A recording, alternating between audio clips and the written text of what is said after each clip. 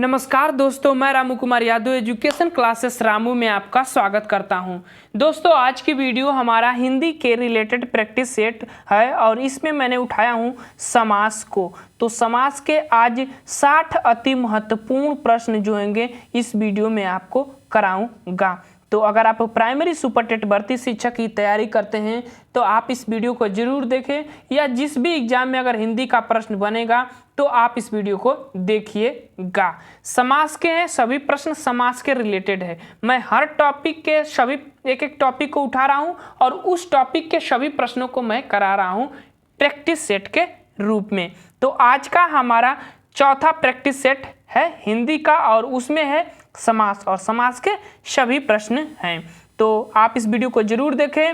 Video पसंद आए तो चैनल को लाइक, शेयर, सब्सक्राइब जरूर करिएगा। पहला प्रश्न है कि लाल मणि में कौन सा समास है। लाल मणि, और मणि की विशेषता क्या है कि वो लाल है। तो इस तरह से हमारा समास क्या होगा, क्रमधारय समास। ए वाला विकल्प सही हो जाएगा। प्रश्न नंबर दूसरा है कि दशानन में कौन सा समास होगा। काफी सरल प्रश्न है। दशानन में कौन सा समास है, तो दशानन किसको कहा जाता है, रावण को। तो तीसरे को संकेत करें तो बहुब्रीहि समास पर चले जाइएगा। ए वाला विकल्प सही हो जाएगा। तीसरा प्रश्न, विषधर में कौन सा समास है, आपको बताना है। विषधर में तो देखिए, विषधर हम किनको कहते हैं, शिव को कहा जाता है, इसीलिए विषधर में जो का समास होगा वह बहुब्रीहि समास हो जाएगा। डी वाला विकल्प सही हो जाएगा। प्रश्न नंबर 4, त्रिलोचन में कौन सा समास है। तीन है लोचन जिसके नेत्र को कहा गया है। तो शिव जी की 3 आंखें होती है, इसीलिए बहुब्रीहि समास हो जाएगा। तीसरे को संकेत कर रहा है। प्रश्न नंबर 5, गोपाल में कौन सा समास होगा, आपको बताना है। गोपाल में तो देखिए, गोपाल में भी जो समास होगा ना वो भी बहुब्रीहि समास होगा। सी वाला विकल्प इसका भी सही हो जाएगा। प्रश्न नंबर 6 और चौराहा में कौन सा समास होगा, तो चौराहा एक संख्यावाची है, इसीलिए द्विगु समास पर चले जाएंगे। सी वाला विकल्प इसका सही हो जाएगा। प्रश्न नंबर 7, पीताम्बर में कौन सी समास होगा। पीताम्बर, पित्र है वस्त्र जिसका, यानी कि बहुब्रीहि समास। पी वाला विकल्प 7वां का सही हो जाएगा। अगर ये माध्यम आपको, मैं वीडियो इस माध्यम से बना रहा हूँ, इस लैंग्वेज के माध्यम से, तो अगर वीडियो पसंद आए तो जरूर आप कमेंट बॉक्स में बताइएगा। नहीं तो अगर व्याख्या चाहते हैं हर प्रश्न की तो मैं सब व्याख्या भी करते चल सकता हूँ। तो आप जैसा पसंद आए उसके हिसाब से आप कमेंट जरूर करिएगा इस वीडियो के बारे में। अगला प्रश्न, मैं सोचता हूं कि कम समय में ज़्यादा प्रश्न आपको करा दिया जाए, वीडियो छोटा भी रहे और प्रश्न ज़्यादा रहे, मेरे लिए यही सबसे ज़्यादा मायने रखता है। आपको क्या मायने रखता है आप जरूर बताइएगा मुझे। 8वां प्रश्न, चंद्रोदय में कौन सा समास है। तो चंद्रोदय में कौन सा समास होगा, तो चंद्र उदय, और ये होगा चंद्र का उदय, यानी कि उत्तर पद प्रधान तत्पुरुष समास। बी वाला विकल्प सही हो जाएगा। प्रश्न नंबर 9, और प्रश्न नंबर 9 कह रहा है कि देवासुर में कौन सा समास होगा। देवासुर, देव और असुर, और ये 2 शब्द विभाजित हो रहे हैं, इसीलिए हम द्वंद्व समास पर चले जाएंगे। प्रश्न नंबर 10, चौराहा में कौन सा समास होगा, तो द्विगु समास, संख्यावाची होने के कारण। प्रश्न नंबर 11, लौह पुरुष में कौन सा समास होगा, तो पुरुष की विशेषता ल, और इसी के साथ जब विशेषण विशेष की प्राप्ति होती है तो क्रमधारय पर जाया जाता है। तो ए वाला विकल्प इसका सही हो जाएगा। प्रश्न नंबर 12, किस समास में दोनों पद प्रधान होते हैं। तो दोनों पद, योजक चिन्ह का प्रयोग भी उसी में होता है, द्वंद्व समास में। प्रश्न नंबर 13, तत्पुरुष कर्मधारय और द्विगु समास में कौन सा पद प्रधान होता है। तत्पुरुष कर्मधारय और द्विगु समास में कौन सा पद प्रधान होता है, तो इसमें जो पद प्रधान होता है वह उत्तर पद प्रधान होता है। बी वाला विकल्प सही हो जाएगा। तत्पुरुष समास के अंतर्गत कर्मधारय और द्विगु समास आते हैं, इस बात को भी ध्यान रखिएगा। प्रश्न नंबर 14, ठंडा गरम, और ठंडा गरम का मतलब कि दोनों क्या हैं, तो दोनों क्या हैं, ये अलग अलग अर्थ दे रहे हैं, इसीलिए द्वंद्व समास पर चले जाएंगे। डी वाला विकल्प। अब चलते हैं अगले प्रश्न पर। 15, किस समास में प्रथम पद में विशेषण विशेष का संबंध और उत्तर पद प्रधान होता है। तो वह कर्मधारय समास, डी वाला विकल्प इसका सही हो जाएगा। प्रश्न नंबर 16, किस समास में पहला पद प्रधान तथा अव्यय होता है? आसान प्रश्न है, अव्ययी समास और उदाहरण में दिया नहीं गया है, तो इनमें से कोई नहीं, डी वाला विकल्प सही हो जाएगा।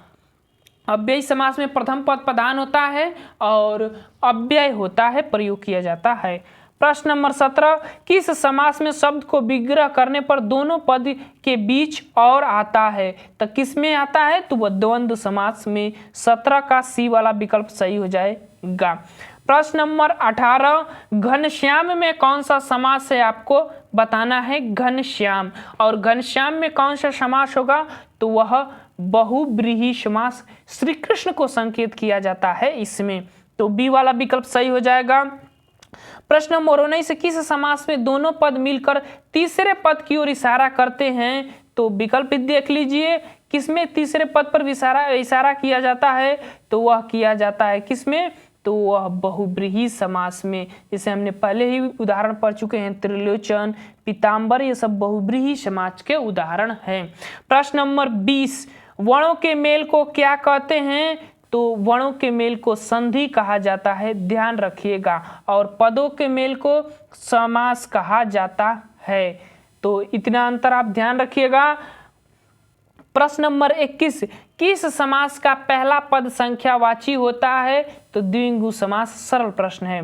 प्रश्न नंबर 22, का पुरुष में कौन सा समास है? का पुरुष में कौन सा समास है आपको बताना है। तो का पुरुष में कौन सा है? वह है कर्मधारय समास। 22 का ए वाला विकल्प सही हो जाएगा।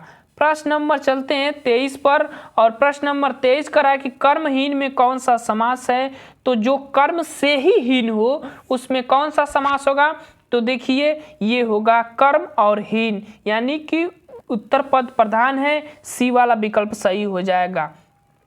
अब चलते हैं प्रश्न नंबर 24, बार बार में कौन सा समास है? तो बार बार में कौन सा समास होगा? वह होगा अव्ययी समास, क्योंकि वचन, लिंग और कारक पर का इस पर प्रभाव नहीं पड़ेगा। इसी तरह ये अव्यय के रूप में हो जाता है, तो अव्ययी समास पर चले जाएंगे।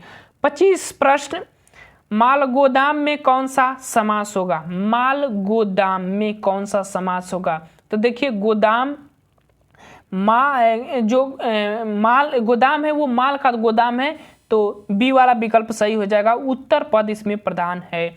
प्रश्न नंबर 26, पल पल में कौन सा समास होगा? पल पल में, तो पल पल में समास कौन सा होगा? तो ये भी अव्यय, क्योंकि इस पर भी लिंग वचन कारक का कोई प्रभाव नहीं पड़ेगा, तो ये भी अव्यय के अंतर्गत आएगा। प्रश्न नंबर 27, प्रत्येक में कौन सा समास होगा? तो ये भी अव्यय का, पहले उपसर्ग लगा है प्रति, इसीलिए जिसके आगे उपसर्ग भी लगा हो तो अव्यय पर ही जाइएगा। प्रश्न नंबर 28, धर्माधर्म यानी धर्म और अधर्म, और यह कौन सा समास है प्रश्न नंबर 28 का? तो वह दो है, धर्म और अधर्म, तो बी वाला विकल्प द्वंद्व पर चले जाएंगे। प्रश्न नंबर 29, मन मौजी में कौन सा समास है? मन जो है मौजी है, और यहाँ पर आपको समास बताना है, तो किस पर जाएंगे? तत्पुरुष समास पर। मन तो है लेकिन मौजी है, और यहाँ पर मन सिर्फ एक साधारण शब्द है, और मौजी जो उसकी उत्तर पद की प्रधानता बता रहा है, संकेत कर रहा है, तो सी वाला विकल्प सही हो जाएगा। प्रश्न नंबर 30, गौरी शंकर। गौरी शंकर में कौन सा समास है आपको बताना है कि गौरी शंकर में कौन सा समास होगा। तो इसमें दो शब्द निकलते हैं, एक गौरी और एक शंकर, इसीलिए द्वंद्व पर जाएंगे, ये वाला विकल्प सही हो जाएगा। प्रश्न नंबर 31 पर चलते हैं, परमेश। परमेश में कौन सा समास होगा?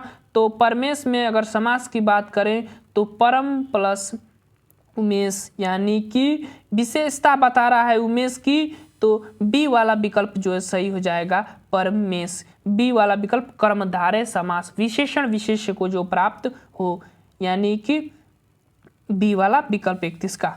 प्रश्न नंबर 32, और प्रश्न नंबर 32 कह रहा है कि निम्न में से बहुब्रीहि समास आपको बताना है, इसमें से कौन सा है बहुब्रीहि समास। तो देखिए, बहुब्रीहि समास की अगर हम बात करें तो इसमें जो विकल्प होगा वह चक्रधर होगा, चक्र को धारण करने वाला, अर्थात विष्णु, और तीसरे को संकेत कर रहा है बहुब्रीहि में, तो बी वाला विकल्प। प्रश्न नंबर 33, राजकन्या में कौन सा समास होगा? तो राजकन्या में जो समास होगा वह कौन सा होगा, तो वह होगा तत्पुरुष समास, क्योंकि इसमें उत्तर पद जो है प्रधान है। कन्या जो है वो राजा की कन्या है, ऐसा संकेत हो रहा है यहाँ पर। प्रश्न नंबर 34, और प्रश्न नंबर 34 कह रहा है कि राधा कृष्ण में कौन सा समास, तो सीधे आसान प्रश्न है। राधा स्त्री का नाम है, कृष्ण पुरुष का नाम है, तो द्वंद्व समास सही हो जाएगा 34 का। प्रश्न नंबर अब चलते हैं 35, और प्रश्न नंबर 35 कह रहा है कि यथाशक्ति में किस प्रकार का समास होगा, तो शक्ति के अनुसार बी वाला विकल्प अव्ययी समास उदाहरण सही हो जाएगा 35 का। 36 समास का शाब्दिक अर्थ होता है, तो समास का शाब्दिक अर्थ होता है संक्षेप। याद रखिएगा, समाज का शाब्दिक अर्थ होता है संक्षेप। प्रश्न नंबर 37, निम्न में से किसमें तत्पुरुष समास है आपको बताना है, जिसमें उत्तर पद प्रधान होगा तत्पुरुष समास में, और कौन से समास में है। तो देखिए तत्पुरुष समास की अगर हम बात करें तो इसमें जो होगा वो होगा शोकमग्न। शोकमग्न ए वाला विकल्प जो है सही हो जाएगा। लंबोदर बहुव्रीहि समास के अंतर्गत आएगा। दोपहर भी नहीं हो सकता, महारानी कर्मधारय में आ जाएगा, तो ए वाला विकल्प सही हो जाएगा। प्रश्न नंबर 38, रसोई घर में कौन सा समास होगा, तो रसोई घर में भी कौन सा समास होगा, तो वो तत्पुरुष ही समास होगा, क्योंकि जो घर है ना वो रसोई का घर है, ये संकेत कर रहा है। ए वाला विकल्प 38 का सही हो जाएगा। प्रश्न नंबर चलते हैं अब 39, और प्रश्न नंबर 39 से चेहरे चेहरे में कौन सा समास होगा, तो चेहरे चेहरे में कौन सा समास होगा, तो वह होगा अव्ययी समास। ये भी अव्यय के ही अंतर्गत आएंगे। प्रश्न नंबर 40, मुक्का मुक्की में कौन सा समास होगा, तो मुक्का मुक्की में अगर हम समास की बात करें तो मुक्के मुक्के से जो लड़ाई होती है उसको मुक्का मुक्की कहते हैं। सी वाला विकल्प इसका सही हो जाएगा। बहुब्रीहि समास के अंतर्गत आते हैं। काफी इंपोर्टेंट प्रश्न ये सब है, आप जरूर इनको लगाइएगा। प्रश्न नंबर 41, समास के भेद होते हैं, तो समास के भेद कितने होते हैं, तो वह 6 भेद होते हैं। याद रखिएगा 6 भेद प्रश्न पूछा गया है यूपी टेट में, ये वाला प्रश्न। प्रश्न नंबर 42, कवि श्रेष्ठ में समास है। कवि श्रेष्ठ में आपको बताना है समास कौन सा होगा। तो देखिए आप जब कारक पढ़े होंगे तो एक कारक आता है अधिकरण, जहाँ पर अधिकार बताया जाता है, तो ई सी वाला विकल्प जो है सही हो जाएगा। 42 का सी वाला विकल्प अधिकरण तत्पुरुष समास के अंतर्गत आते हैं। यह कवि श्रेष्ठ, कवियों में श्रेष्ठ। प्रश्न नंबर 43, अठन्नी में कौन सा समास है आपको बताना है कि अठन्नी में कौन सा समास है। तो देखिए इसको पढ़ने के बाद ऐसा लग रहा है कि इसमें संख्यावाची, इसीलिए द्विविंगु समास पर हम चले जाएंगे। प्रश्न नंबर 44, बारहसिंहा में समास आपको बताना है कि बारहसिंहा में समास कौन सा होगा। तो देखिए बारहसिंहा किसको कहा जाता है, तो वह हिरण को कहा जाता है। तो जब तीसरे को संकेत करें तो किस पर जाएंगे, बहुब्रीहि समास पर। प्रश्न नंबर 45, और प्रश्न नंबर 45 कह रहा है कि जब 2 या 2 से अधिक शब्द मिलकर एक नवीन शब्द की रचना करते हैं तो उसे क्या कहते हैं। देखिए यहाँ पर क्या मिल रहे हैं, पद मिल रहे हैं, और पद मिलेंगे तो समास का निर्माण होता है, और वर्ण मिलेंगे तो संधि बनती है। प्रश्न नंबर 46, अव्ययी भाव समास का एक उदाहरण यथाशक्ति का सही विग्रह क्या होगा। तो विग्रह करने पर यथाशक्ति का शक्ति के अनुसार हो जाता है, सी वाला विकल्प सही हो जाएगा। प्रश्न नंबर 47, निम्नलिखित में से किस शब्द में द्विंगु समास है आपको बताना है कि द्विंगु समास किसमें है। देखिए द्विंगु समास पसेरी, पसेरी में द्विंगु समास है, बी वाला विकल्प। बाकी तीनों विकल्प द्विंगु समास के अंतर्गत नहीं आएंगे। अब चलते हैं प्रश्न नंबर अगले, और अगला प्रश्न है तन मन धन में कौन सा समास है आपको बताना है। तो तन मन धन में कौन सा समास है, तो वह है कर्मधारय समास। इंपोर्टेंट है, ध्यान रखिएगा, तन मन धन। प्रश्न नंबर 49, मुख दर्शन में कौन सा समास है आपको बताना है। तो मुख दर्शन में है मुख का दर्शन, इसी के साथ तत्पुरुष समास, उत्तर पद इसमें प्रधान है। प्रश्न नंबर अगला, और घनश्याम में कौन सा समास है। एक बार यह प्रश्न आ चुका है, उसमें हमने बहुब्रीहि को मारा था, लेकिन इसमें हम कर्मधारय को मारेंगे क्योंकि बहुब्रीहि है ये नहीं है विकल्प में। ठीक, प्रश्न नंबर अब चलते हैं आगे, और प्रश्न नंबर है अगला हमारा पर्णकुटी शब्द में समास। 51 प्रश्न, पर्णकुटी शब्द में कौन सा समास है। तो पर्णकुटी शब्द में अगर हम समास की बात करें तो वह होगा तत्पुरुष समास। ठीक, अब चलते हैं प्रश्न नंबर 52 पर। सुनीता के बच्चे घास फूस की तरह बढ़ रहे हैं। उपयुक्त वाक्य में घास फूस शब्द में क्या है। तो घास भूस में कौन सा समास है। तो यह होगा द्वंद्व समास, योजक चिन्ह का उसमें प्रयोग किया गया है। कमल नयन का विग्रह होगा। प्रश्न नंबर 53 कह रहा है, बताना है आपको। तो कमल के समान नयन और कमल के जैसा नयन और कमल के समान नयन, बी वाला विकल्प इसका सही हो जाएगा। 53 का मिल गया। ठीक, प्रश्न नंबर 54, नीलकंठ में कौन सा समास होगा। तो नीला है कंठ जिसका, तो कौन सा समास, बहुब्रीहि समास, सी पर सही हो जाएगा। तीसरे को संकेत इसमें हो रहा है शिव की तरफ। प्रश्न नंबर 55, तीन नदियों का समाहार किस समास का विग्रह होगा। तीन नदियों का समाहार, और तीन नदियों का समाहार का जो विग्रह होगा वो होगा त्रिवेणी, उसको कहा जाता है त्रिवेणी, एक शब्द में अगर कहेंगे तो डी वाला विकल्प इसका सही हो जाएगा। प्रश्न नंबर 56, और निम्न शब्दों में नए तत्पुरुष समास कौन सा है, या नए तत्पुरुष समास का उदाहरण इसमें से कौन सा है। तो अभाव, डी वाला, सी वाला विकल्प जो है अभाव वाला वो सही हो जाएगा। 56 का सी। प्रश्न नंबर 57, कठपुतली में कौन सा समास है आपको बताना है। तो कठपुतली में कौन सा समास है। तो यह तत्पुरुष समास के अंतर्गत आएगा और वो भी होगा संबंध तत्पुरुष। 57 का कौन सा विकल्प सही हो जाएगा। तो बी वाला विकल्प 57 का। प्रश्न नंबर अब चलते हैं 48 58, और वह है उपकुल। उपकुल में कौन सा समास है। तो उपसर्ग पहले लगा है तो इसीलिए अव्ययी समास यह हो जाएगा। प्रश्न नंबर 59, सदगति में समास है आपको बताना है। तो सदगति में कौन सा समास है आपको बताना है। तो देखिए सदगति और इसका समास होगा कर्मधारय समास। ठीक, अब चलते हैं प्रश्न नंबर 60, और इस वीडियो का लास्ट प्रश्न होगा, और ये इम्पोर्टेंट प्रश्न है। युधिष्ठिर में कौन सा समास होगा आपको बताना है कि युधिष्ठिर में कौन सा समास होगा। काफ़ी इम्पोर्टेंट प्रश्न है युधिष्ठिर। तो युधिष्ठिर में अगर हम समास की बात करें तो वह तत्पुरुष समास में एक समास आता है अलुक समास, अलुक वही समास इसमें होता है। सी वाला विकल्प जो है इसका सही हो जाएगा।